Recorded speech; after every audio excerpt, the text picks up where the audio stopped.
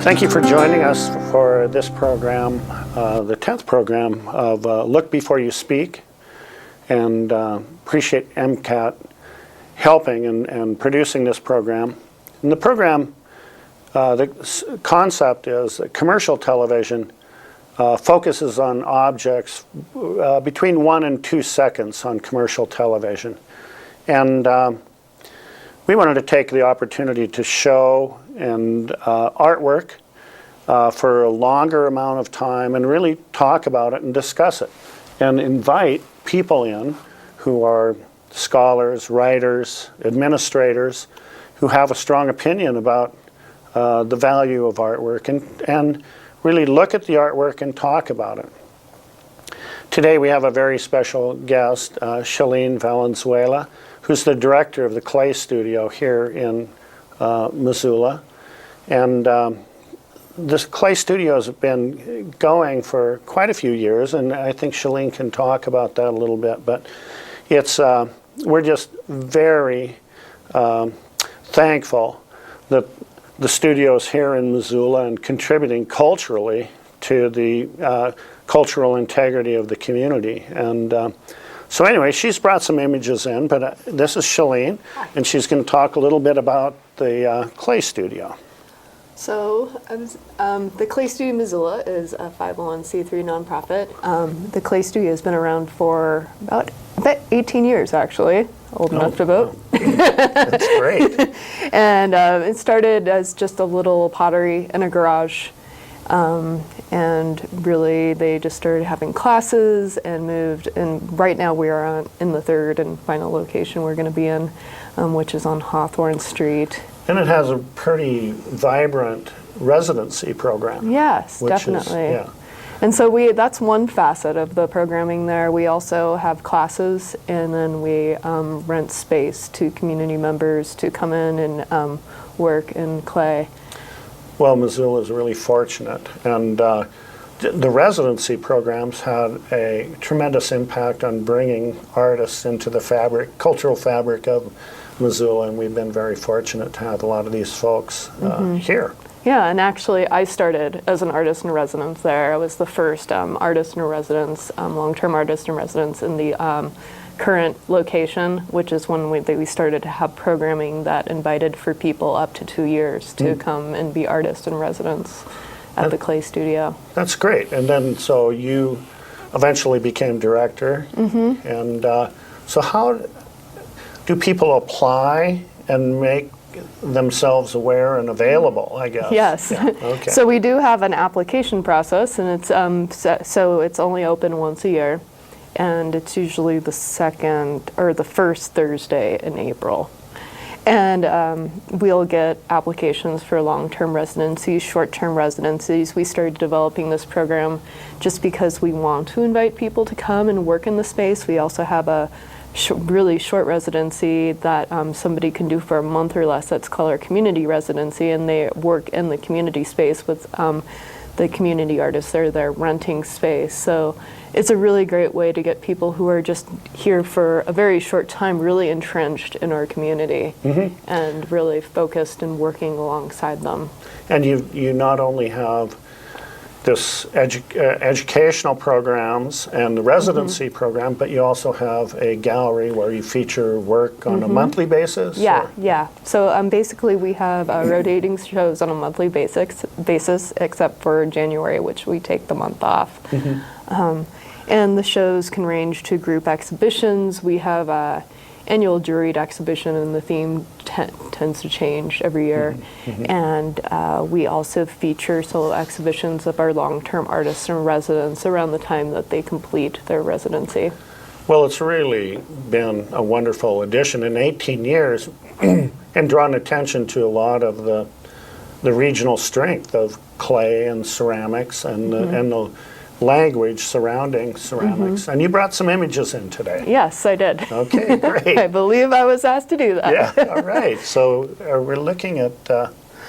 this is a work by Allison Ranches. Allison Ranches. Yes, and she was an artist. She was an artist in residence at the Clay Studio Missoula. Oh goodness, I should have memorized these dates, but She finished about 3 or 4 years ago, and she has her own studio at her home. And as she works with making these slip cast forms, and as you can see, there's so much geometry and consistency in the forms. But what I think is really elegant about her pieces is the fact that she integrates these geometric forms with these patterns that glaze moves and fluxes as it goes through the firing process. And then so there's sort of this liveliness in the lines that she creates as she applies those lines. The glaze is like in this linear pattern, but the firing process allows it to move around. So it gives this fluidity to these very like rigid forms. And so there's this like sort of play and contradiction in that. And there is a great deal of, there's a historical reference here in the whole movement out of the 70s of pattern and design. And these forms are really amazing. Yeah, it was like really, really interesting because she, with slip casting, one thing you have to do with slip casting, I don't know if you're so aware of the process, and I can explain it technically for everybody who doesn't know about it. And I employ slip casting in my work as well. So basically, you'll make a plaster mold out of an original object, and I do appliances and all this different stuff, but Allie makes her own forms, and then so she's able to make multiples of these. She'll make a plaster mold of it, and then basically what is put in that mold is a liquefied clay body referred to as slip. And so and that has to be timed. It's basically the same concept of one of those hollow chocolate Easter bunnies, where you sort of break open and there's this empty middle, and these forms are pretty much the same. And so I know a little bit about porcelain, but it provides a lightweight, strong, and allows you to create multiples. Exactly. Yeah. And then so you're able to do that. And then and precision is another thing too, because you want to be able to drain these molds. So it was really great in her process. I remember I had made a mold years ago as a resident of this like timer, and I'd left it in the studio. And as she was a resident there, she'd be winding up this timer that had been in a mold and to use to time draining her molds. And so just interesting to see how these different artists pass on these different things. So as a director, do you also see yourself as a technical advisor in situations for some of the residents? It really varies. Essentially, it depends on what processes they are working in. A lot of them come to us directly from graduate program, or they just finished a BFA program. And I do enjoy that exchange between residents when they have a question or an issue in their work and want to discuss that. A lot of residency programs, we're structured so they get that free time to work outside of the academic setting. And so they don't, because a lot of these people are getting out of programs, they're just like, okay, I need some time for my work to breathe. But I find it invigorating to be able to have these discussions with artists and residents, and always enjoy that and invite that.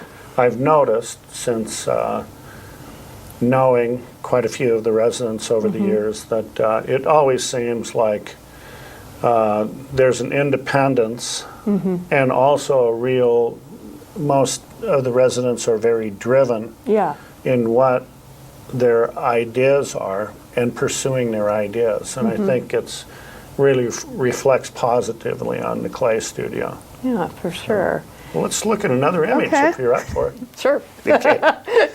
I brought in 6. So. Okay, that's great. Wow.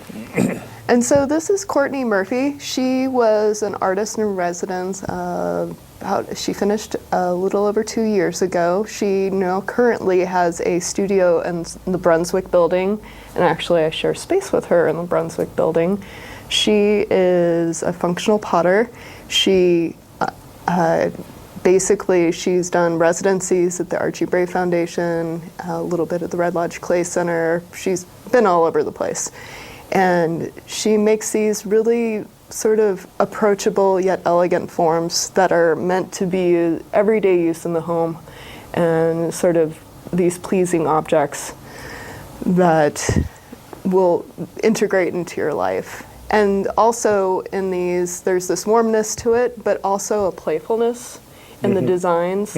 She's also always looking at line and shape and contour and how to play with that in different ways that creates pattern, but also like sort of this order, but in playfulness in that pattern. Yeah, I also, when I see this work, I think she's very much a colorist too. And she has a sensitivity about color and design and utility. Utility is a strong driver in her work, isn't it? Yeah, for certain. And the thing is, there's also, I mean, just knowing her as a person, she has a great appreciation for food, beverages, and how you approach that, and what good food is, and what a good beverage is. And like that's sort of actually knowing that about her personally, that comes through in her functional work for certain. And she is also very prolific. Oh yeah. Yeah. So, Very hard worker. yeah. Well, let's look at another image if you're.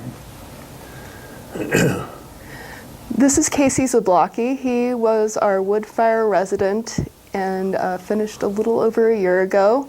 And all these people I'm talking about are people who are in the Missoula area, and it's sort of a reflection on like how Missoula kind of has drawn people into the area that are working professionally in clay, and a lot of artists and residents have like sort of chosen to stay around Missoula and the surrounding area. And Casey came to us just pretty much doing a lot of wood-fired work, and he started focusing near the end of his residency on these furniture forms that he's been exploring. So it's very large-scale work that serves a function and a purpose, but from a very like sculptural, raw aesthetic.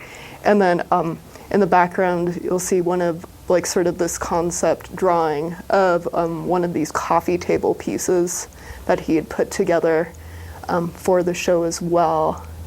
And right now he is working in Missoula and creating a body of work with some large-scale forms that he's going to be firing in the Clay Studio on Agama next month that are going to be featured in a show, I believe, at La Petite in December, where he'll have furnishings and tables and whatnot. And these are all wood-fired? These are actually not. He decided to work with the slip that Wow, you can't. these are slip? Well, it's basically the slip. So there's different. Slip just generally refers to a liquefied clay body. So what he did is he hand built these, and he created this slip that sort of is this very black, dense slip with a sort of sheen on it. So it's sort of like a. It goes on top of the work and gives it this sort of glazed but raw appearance. And so these are actually fired in a gas reduction kiln. Okay. Yeah. But he also does more earthenware? He actually works more so in high fire, so that's generally in that work, and then also his wood fire work. Yeah. Earthenware is all low fire, so Yeah. basically you're looking at like under 2,000 degrees. You brought in really a variety of different aesthetics and sensibilities and approaches, yet all still working with clay. Yeah. And how does that work? The chemistry of all of these people in these different approaches, is it like maybe the first time that some of them have been thrown in together? Like, Well, I think a lot of them, if they've gone through a program, because a lot of our artists and residents have gone through BFA and MFA programs, they're exposed to working in different ways. So when Casey came to us, for example, he in his portfolio had some like actual porcelain slip cast works, but they didn't look like it. He had just made molds of these objects that looked really rough, but he had made these slip cast forms out of them. So you basically get people who they've started to get their narrative down, their dialogue, their aesthetic. And so in the residency program, it's kind of like that's what we're looking for, is somebody who has their narrative sort of developed and their way of working developed and a solid body of work. And a seriousness about continuing and working. Yeah, I mean, exactly. that's really obvious. Yeah. So, no, that's wonderful. That's great. Yeah. That's great. And another thing that it's been so enriching to Montana as well. You have the Archie Bray Foundation that established for 65 years. That there's all this, like, Helena is not that big of a place, but you have this core of clay and all the ceramic work going on around there, and artists choosing to stay there and stay on and develop their studios. And so that sort of starts overflowing into these different areas, and with the university and then with the clay studio here, that's sort of creating another little epicenter. Sure. And I think it's, you think of, the legacy of Rudy Audio and Rudy living here for years, and and the impact of the University of Montana. And, I think for years, certainly before the clay studio, many artists graduated and then went out to teach in the hinterlands. So a lot of times we'd never see them before. And I think the clay studios allowed another social platform, for the clay village to continue to meet and grow and develop. And then you also see a lot of the students from the university kind of sticking around and doing different things in town. And so that's like even becoming more energized as well. Well, let's look at another image. Okay. This is Eva Champagne. She actually went to the University of Montana as a graduate student, and she is currently living down the Bitterroot, and she was an artist in residence several years ago at the Clay Studio Missoula. She creates these organic forms, which this piece is in a show that's currently up at the Clay Studio right now called Animal, Vegetable, Mineral. And then when we created this, when I had sort of created the concept for this show, it must have been buried in my mind somewhere, but she had a show like years ago called Animal, Vegetable, Mineral. And so of course she was naturally one of the people who I immediately thought of to invite to the show. And basically she's dealing with these sort of a lot of her work has to do with organic forms and natural forms, and bringing these together and in creating these like new environments with them, along with her firing techniques and her layers of different like earth-based tones and bringing in colors that reflect something from the natural world. And there's a reference here to a vessel. Exactly. But it's also really sculptural. It's really wonderful. And the thing is, it's like you have this very like sort of static form on the bottom, this very solid base, and then yet the glaze pattern with the blue flowing out, and then sort of these porcelain ventricles, like sort of bursting flower-like out from natural. Sort of blooming out from that grounded form. It's really fantastic. Yeah. And different sculpturally than, say, Zach. This really has a light hand about it. Oh, Casey, you're talking about? Yeah, go Casey. I was like, Zach. Oh, sorry. Yeah, like, what am Zach? I talking about? But I'm sorry. Oh no, that's fine. I thought you were meaning Zootown Art Center. I'm like, no, sculpture's there right now. No. Sorry about that. But even though it has a heaviness, there's this like sort of lightness to that as well. Yeah. And a lot of her history, she grew up in Hong Kong. She's traveled around the world. She lived in the Virgin Islands for a while. So a lot of this, like, you can sort of, just from her history of like where she's lived and where she's traveled. She's absorbed a lot of Yeah. these environments that she's been in. Mm-hmm. And so that really is reflected in the forms that she makes. Mm-hmm. Let's look at another image. Okay. These are fun. So this is Phil Mon. He is a potter in Florence, and he was not an artist in residence at the Clay Studio, but I wanted to bring his work in because he was so integral to a lot of aspects of the Clay Studio. He was one of the people I first connected with when I was an artist in residence there. And his work has changed. Like, he's always had this sort of like his forms that you can see here in the teapot. There's sort of these squat forms that are very expressive and have a certain look to them. But his surface, the way he's approached his work and the surfaces has like vastly changed from when I first was introduced to him. And he sort of like refined this technique. He started to work with in fire with a potter in Helena named George McCauley. And so Phil was doing a lot of high fire, wood fire work, which is generally what wood fire work, you take it to a very high temperature, about cone 10 or higher. And then with Phil, he started working with George and firing with him, and he built a wood kiln that he does low fire work in. So the colors are kept intact with the slips, and then and so you kind of have that like rawness and roughness of atmospheric firing with wood, and sort of the ashiness and the darkness. So there's a reduction in this with, these aren't raku. No, But no. there's the dark areas are from a reduction with the wood. Mm-hmm. Oh, wow.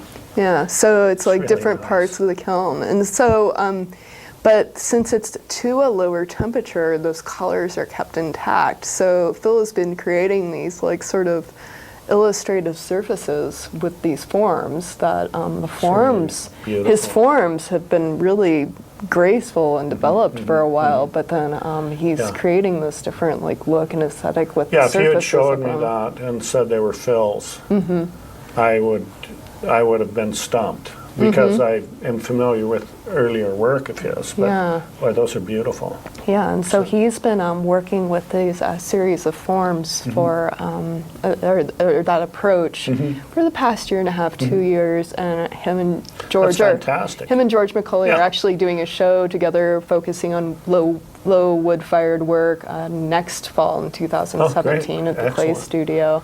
So people again, this is one of the crossovers from Helena, the Archie Bray, George, Phil, and this community in Montana, which is pretty tight-knit and sharing. Yeah, and then a lot of artists and residents that come to us have also been residents at the Archie Bray Foundation or have gone there afterwards. So it's really interesting. You see these cross connections, because I was there as a resident before I ever came here.